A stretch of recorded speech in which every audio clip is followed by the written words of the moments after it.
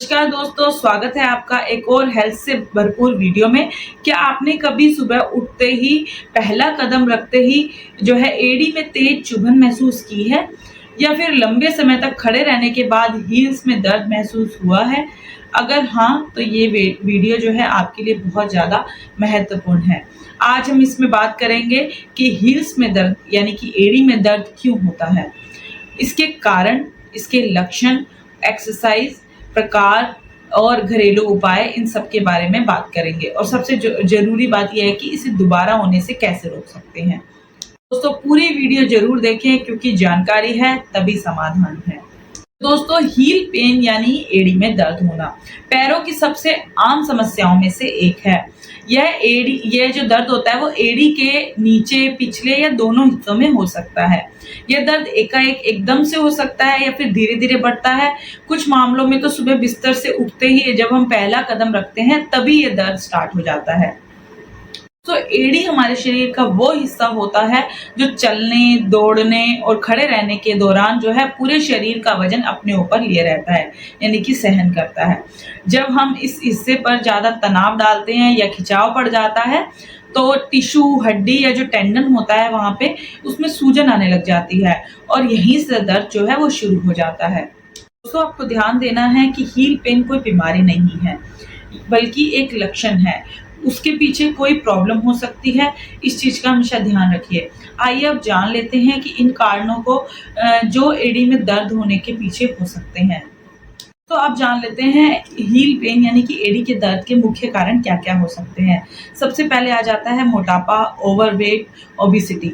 तो ज़्यादा वज़न जो होता है उससे एड़ी पर बहुत ज़्यादा दबाव आने लग जाता है, जिसकी वज़ह से पेन होने लग जाता है। तो ये सबसे आम कारण हो सकता है।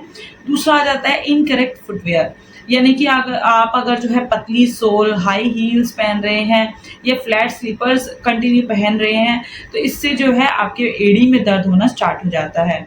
इसके अलावा आ जाता है अर्थराइटिस। जब आपको अगर जो है रूमेटॉइड अर्थराइटिस है या फिर ऑस्टियोआर्थराइटिस है, जिसमें एड़ी की जो हड्डी है उसमें सूजन आ गई है, तो उससे क्या होता है, दर्द पैदा होने लग जाता है। दोस्तों, उसके अलावा आ जाता है टार्सल टनल सिंड्रोम। एक तरह का सिंड्रोम होता है, उसके अंदर क्या होता है, एड़ी के अंदर की जो है वो नस दब जाती है और जलन जो है और झुनझुनी है और सुन्नापन स्टार्ट हो जाता है उसकी वजह से। इसके अलावा आ जाता है स्ट्रेस फ्रैक्चर। इसके अंदर क्या होता है कि एड़ी की हड्डी में एक छोटा-सा क्रैक आ जाता है। ज़्यादा रनिंग करने की वजह से, डांसिंग करने की वजह से या जोर लगाने वाली एक्सरसाइज करने की वजह से ये हो सकता है। इसके अलावा आ जाता है हील स्पर्स। कैल्शियम के जमाव के कारण जो है एड़ी की हड्डी में एक कांटेदार उभार बन जाता है। इसकी वजह से जो है दर्द रहने लग जाता है और ये एक्स-रे में साफ देखा जा सकता है। बात कर लेते हैं एड़ी में दर्द के लक्षणों के बारे में। तो सबसे मुख्य जो लक्षण आ जाते हैं और सबसे आम जो होते हैं उनके बारे में। तो सबसे पहला है सुबह उठते ही एड़ी में चुभन या दर्द महसूस होना। ये जो है 80% तक महिलाओं में देखने को मिल जाता है। ज़्यादा देर खड़े रहने पर या चलने पर दर्द होना। इसके अलावा एड़ी के नीचे की तरफ या पीछे की तरफ सूजन होना, उसकी वजह से दर्द हो सकता है। जलन हो सकती है, गर्माहट हो सकती है, सूनापन आ सकता है, चलने में कठिनाई हो सकती है या दौड़ते वक़्त जो है एड़ी में एकदम से तनाव आ सकता है। तो अब इसके बारे में बात कर लेते हैं कि आपको कैसे पता लगेगा कि एड़ी में जो दर्द हो रहा है वो किस कारण से है। तो इसके लिए जो टेस्ट होते हैं वो बता देती हूँ। सबसे पहले आप जो है एक्स-रे करवा सकते हैं। हड्डी में स्पर या फ्रैक्चर देखने के लिए जो ये करवाया जाता है। और इसके अलावा एमआरआई हो सकता है, अल्ट्रासाउंड हो सकता है, सॉफ्ट टिश्यू इंजरी देखने के लिए।